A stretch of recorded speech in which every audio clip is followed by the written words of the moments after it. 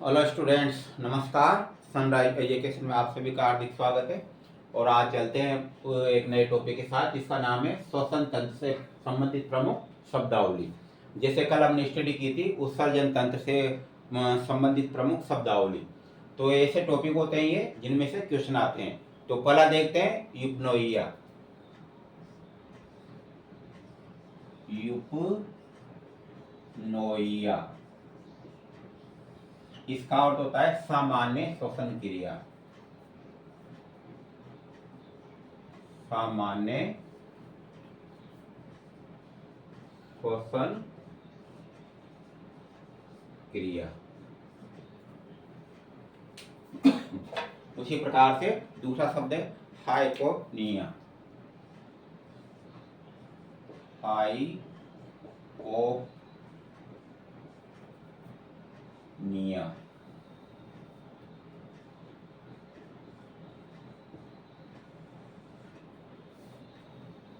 शब्द है हाइपोपनिया।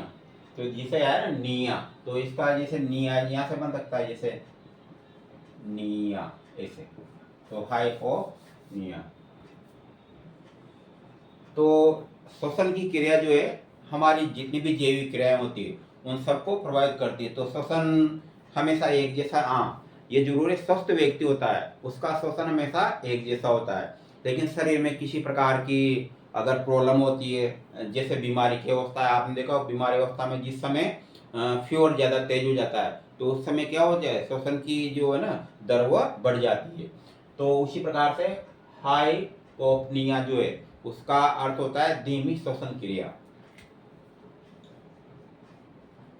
धीमी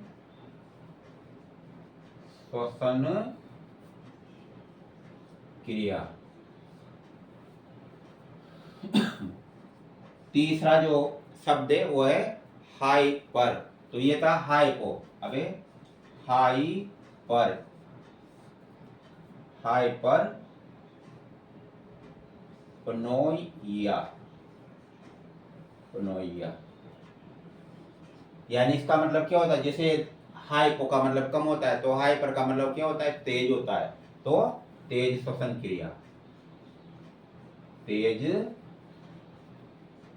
श्वसन क्रिया। ये मैं जैसे यूं मान लेना एक क्रिया यूं लिखते हैं, लेकिन मेरा जो है ना वेट में यूं आ रहा है तो इस टाइप क्रिया है ना। इस प्रकार इसके बाद है तीसरा है एपनोइया। छोटा मतलब एप नोइया, यानी कोई श्वसन की क्रिया नहीं, जैसे शरीर मृत हो जाता है ना उस समय। तो एप नोइया कोई श्वसन क्रिया नहीं। एपनोइया कोई श्वसन क्रिया नहीं। उसी प्रकार नंबर 5 में डिस्नोइया।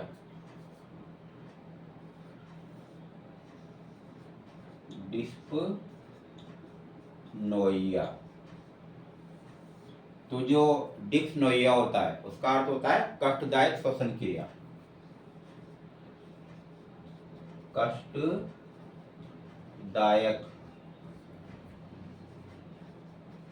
श्वसन क्रिया। उसी प्रकार से नंबर 6 में आर्थोपनोइया।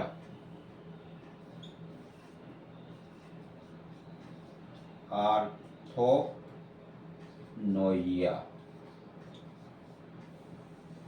आर्थोपनोइया। तो ये आर्थोपनोइया का अर्थ होता है क्षैतिज स्थिति में कठिन श्वसन क्रिया। क्षैतिज यानी खड़ी वाली अवस्था में, क्षैतिज स्थिति में कठिन श्वसन क्रिया।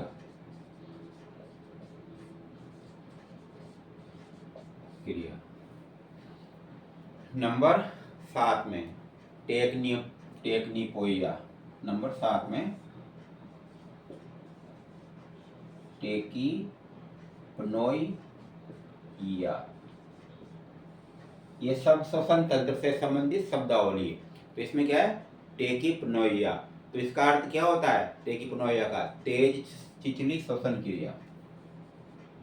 तेज, लेकिन पूरी तरह से श्वसन नहीं होता। तेज छिछली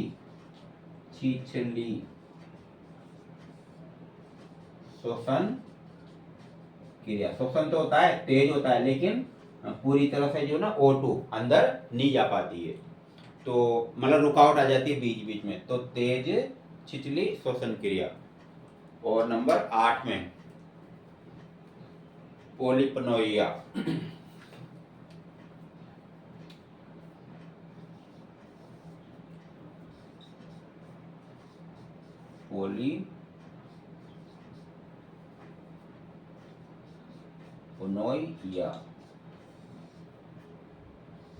पोलिपनोइया। तो इसका अर्थ क्या होता है पोलिपनोइया का, तेज बाहरी श्वसन क्रिया। तेज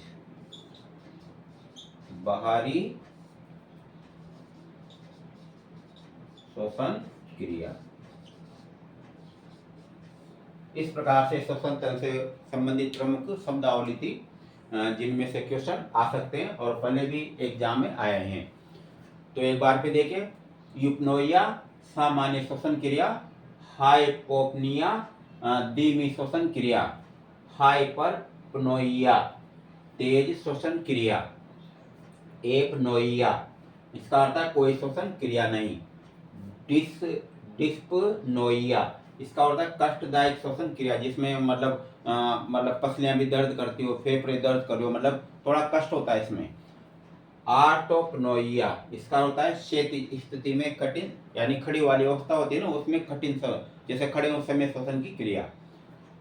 टेकिपनोइया तेज छिछली श्वसन क्रिया, यानी तेज तो हो रहा है श्वसन, लेकिन उसमें बीच बीच में क्या जाती है, रुकावट आ जाती है, पूरी तरह से O2 अंदर नहीं जा पाती है।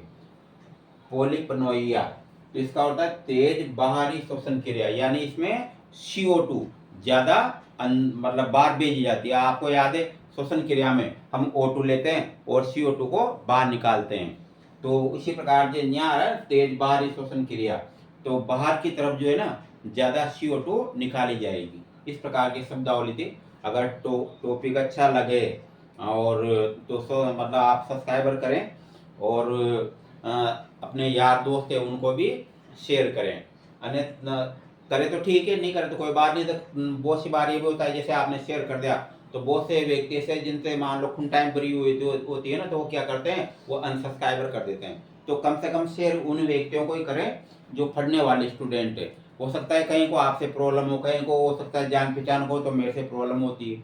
तो कई बार क्या कर देते हैं वो जैसे वो आपके प्रभाव में सब्सक्राइबर तो कर दिया, लेकिन बहुत सी बार क्या कर देते हैं वो उसको अनसब्सक्राइबर कर देते हैं, तो उससे कोई प्रभाव नहीं पड़ेगा। बहुत सारे अच्छे अच्छे स्टूडेंट हैं भी तो वो स्टडी करे लगातार, चैनल भी ग्रोथ कर रहा है, सब्सक्राइबर की संख्या लगातार बढ़ रही है। तो 1 2 2 5 के करने से अनसब्सक्राइब करने से कोई प्रभाव नहीं पड़ेगा। ये तो एक प्रकार से मैं फ्री से हुआ है और न मुझे कोई इस टाइप से न्यू लाभ होगा भाई कि यूट्यूब से कोई मुझे बेनिफिट होगा। ईश्वर ने सब कुछ दे रखा है। ये तो एक प्रकार से जिंदगी में कुछ आए तो कुछ ऐसा काम करे जो मिसाल बने, अन्यथा मतलब खाना पीना सोना ये तो सब जीव ही करते हैं, मतलब कीड़े मकोड़े भी करते हैं। लेकिन अगर हमारे अंदर थोड़ी सी भी मतलब योग्यता है जिससे दूसरे का अगर भला हो सके तो बिल्कुल वो काम करना चाहिए। तो मैं वही कार्य कर रहा हूँ। हो सकता है आप इसमें पढ़े इसमें से क्वेश्चन आ जाए तो वो भी आपका भाग्य। मेन तो मेहनत चाहे कितनी भी करो, अगर भाग्य में लिखा है। बहुत सी बार ऐसा भी कहा जाता है कि जो मेहनत करते हैं तो भाग्य भी बदल जाता है, तो ये बिल्कुल राइट है। अगर ज़्यादा मेहनत कर ली तो भाग्य भी कहाँ तक इसमें रुकावट डालेगा। कई का अलग अलग धारणा है, इसमें हम ज़्यादा नहीं जाते हैं। तो अगर अच्छा लगे तो सब्सक्राइबर करें, नहीं करें जब भी कोई बात नहीं, क्योंकि बहुत से ऐसे स्टूडेंट है अच्छे जो सब्सक्राइबर करते हैं, शेयर कर रहे हैं, लगातार वो सब्सक्राइबर की संख्या बढ़ा रहे हैं। 2 4 अगर जैसे कुंठित विचारधारा के अगर उसको अनसब्सक्राइबर भी कर देते हैं जब भी कोई प्रभाव नहीं पड़ेगा।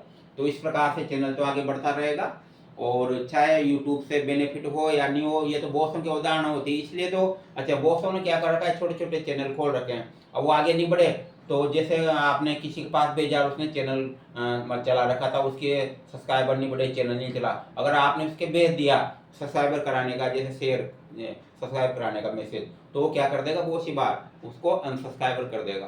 क्योंकि कई टाइप की मनुष्यों में अलग अलग टाइप के प्राणी रहते हैं जो दुखी होते हैं, अपने आप से परेशान रहते हैं, तो वो क्या करते हैं, वो अनसब्सक्राइबर कर देते हैं। तो पॉजिटिव विचारधारा रखें, कोई बात नहीं कर देते हो, अगर अच्छा लगे आपको तो बिल्कुल सब्सक्राइबर करें। Thank you.